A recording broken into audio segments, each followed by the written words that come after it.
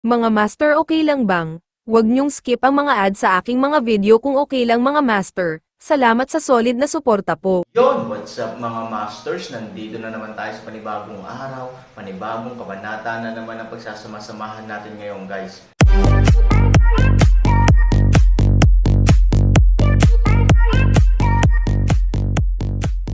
Bali mga masters, kung bago ka pa lang po sa aking YouTube channel, please click the subscribe button, lalong-lalo na po yung notification bell guys, para maging connected pa rin tayo sa isa't isa at maging updated kayo sa mga susunod ko pang video. Bali mga masters, bago natin umpisahan ng kwento ay mag-shoutout po muna tayo para sa mga solid nating tagapakinig. Shoutout kay Loy Valdez, shoutout kay Rompino JR, shoutout kay Ronald Gutierrez, shoutout kay Richard De La Cruz. Yun na nga mga masters, no? Bali hindi na ito patagalin. In 3, 2, 1, let's go! Mga masters, 3 video po araw-araw ang i-upload natin. Ang bagong yugto ni Daryl sa Storytelling Channel sa YouTube mapapakinggan. Ang bagong kabanata. Oo, si Daryl ay may kasanayan na makipag-usap sa mga hayop. Noon pa man madami ng mababangas na hayop ang nakaharap ni Daryl, ngunit ito ay kanyang napapaamo, dahil alam ni Daryl kung paano makipag-usap sa mga hayop. At nang marinig ni Daryl ang sinabi ni Lynn, ito ay ngumiti lamang at mamulong. Kaya ko parent pala makipag-usap sa mga hayop na tulad ng mga oso na ito. Matagal ko nang hindi nagagamit ang gantong kasanayan. Sabi ni Daryl sa kanyang sarili.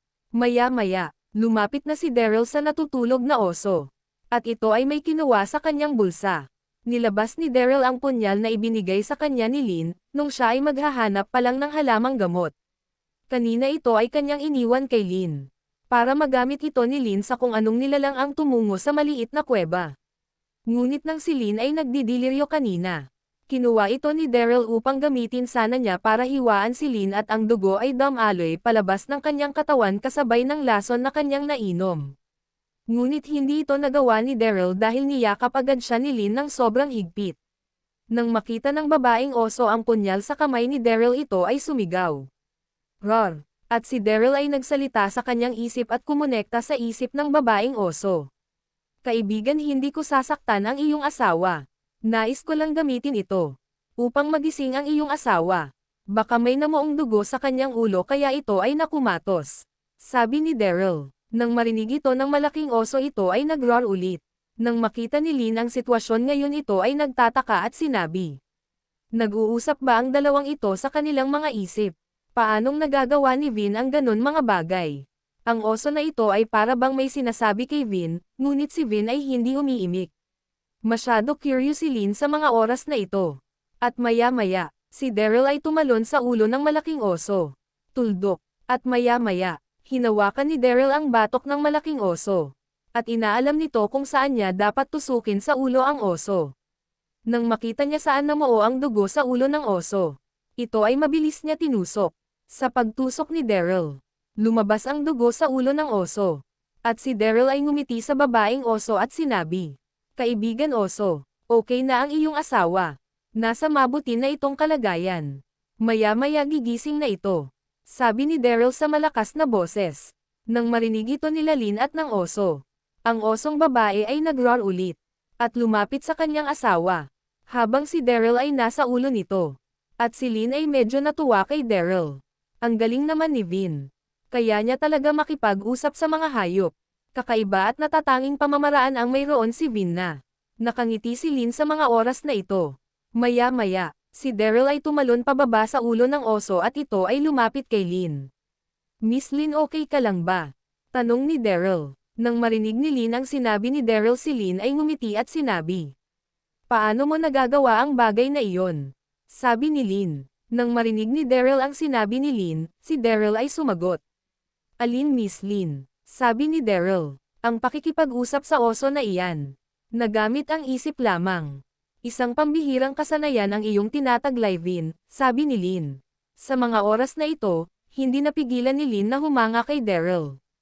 At nang marinig ni Daryl ang sinabi ni Lynn, si Daryl ay ngumiti at sinabi. Noon pa man, Miss Lynn, nagagawa ko na makipag-usap sa mga hayop, kahit nasa lugar pa ako ng mga tao. Mahilig ako sa mga hayop kaya ay aking pinag-aralan ng matagal na panahon. At ngayon ko na lang ulit nagamit. Sabi ni Daryl nang nakangiti. Maya-maya, gumalaw na ang lalaking oso. At dahan-dahan itong tumayo. Nang makita ng babaeng oso, ito ay lumapit kay Daryl at nagpakita ng isang malambing na kilos at ang ulo nito ay kinikiskas sa mukha ni Daryl. Nang makita ni Lynn ang ginagawa ng oso, ay labis na natuwa. Tignan mo, Vin. Ang oso na ito na kanina lang ay sobrang bangis. Ay para bang naging maamo na sa iyo, at para bang nagpapasalamat sa ginawa mong pagligtas sa kanyang asawa. Sabi ni Lynn nang nakangiti. Nang marinig nito ni Daryl siya ay tumawa. Haha, tama ka nga Miss Lynn. Nagpapasalamat ang babaeng oso sa akin. At si Daryl ay nagsalita sa oso. Walang anuman kaibigang oso. Lugod kong kinakatuwa ang pagtulong sa iyong asawa.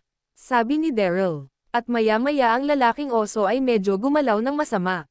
Nang makita niya ang kanyang asawang babae na oso ay malapit kay Daryl. Lulusab sana ito ngunit nang mapansin ng babaeng oso ang pagkilos ng kanyang asawa ay para bang inawat niya. At ang dalawa ay para bang nag-uusap. Labis ang pagkamangha ni Lynn sa kanyang nakikita. Haha, ang galing naman. Nag-uusap ang dalawang oso na ito. Naririnig mo ba ang kanilang sinasabi, Vin? Sabi ni Lynn. Si Daryl ay sumagot. Oo Miss Lynn. Sinasabi ng babaeng oso na tayo ay mga kaibigan. At nailigtas ko daw ang kanyang asawa sa kapahamakan. Sabi ni Daryl kay Lynn. Hehe, ang galing mo, Vin. Sabi ni Lynn. At maya-maya nag-roar ang lalaking oso. Kay Daryl at humingi ito ng tawad sa kanila pagsalakay kanina. At nagpasalamat din ito. Nang marinig ni Daryl ang pasasalamat ng mga oso ito ay nagsalita. Walang anuman mga kaibigan. Masyado nang late. Kailangan na namin magpahinga. Sabi ni Daryl. Nang marinig ng mga oso. Sila ay nag-roar ulit. Nais sumama ng dalawang oso kung saan tatanggo sila Daryl at Lynn. Nang maintindihan ni Daryl ang gusto mangyari ng dalawa, si Daryl ay nagsalita. Mga kaibigan, kung nais niyong sumama sa amin, maaari naman, ngunit hindi kayo makakapasok sa maliit na kuweba na aming tinutuluyan ngayon. Kung gusto niyo, maaari niyo kaming bantayan sa labas, habang kami ay natutulog, mabibigyan niyo kami ng proteksyon kung may panganib man. Sabi ni Daryl nang nakangiti. Nang marinig ni Lynn ang mga sinasabi ni Daryl, si Lynn ay masyadong nagulat. Ano Vin? Isasama mo sila sa maliit na kuweba. Paano mo naman sila mapasunod na sila ay magbantay sa atin? Sabi ni Lynn nang may kuryosidad. Si Daryl ay nagsalita at sinabi, Miss Lynn, ang mga oso na iyan ang nag-offer na sasama sila sa atin. Ngunit sinabi ko na lang na maaari naman nila tayo bantayan sa labas ng kuweba dahil hindi sila magkakasya roon. Sabi ni Daryl kay Lynn. At maya-maya ang mga oso ay nagpasya ng sumama kila Daryl upang magbantay. Kita mo na Miss Lynn. Halika na, at maya-maya ang mga oso ay biglang damapan na nais ng mga ito na sumakay sila Lynn at Daryl sa kanila likuran. Labis ang tuwa ni Lynn at sinabi, Tignan mo Vin, nais ata nilang tayo ay sumakay sa kanilang likod. Dito na ako sasakay sa babaeng oso. At dyan ka na sa lalaking oso.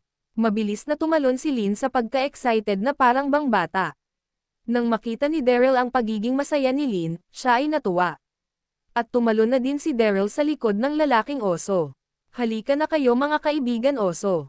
Doon ang daan matanggo sa aming maliit na kuweba sabi ni Daryl. At ang mga oso ay naglakad na. Habang naglalakad ang mga oso, labis ang paghanga ni Lynn kay Daryl.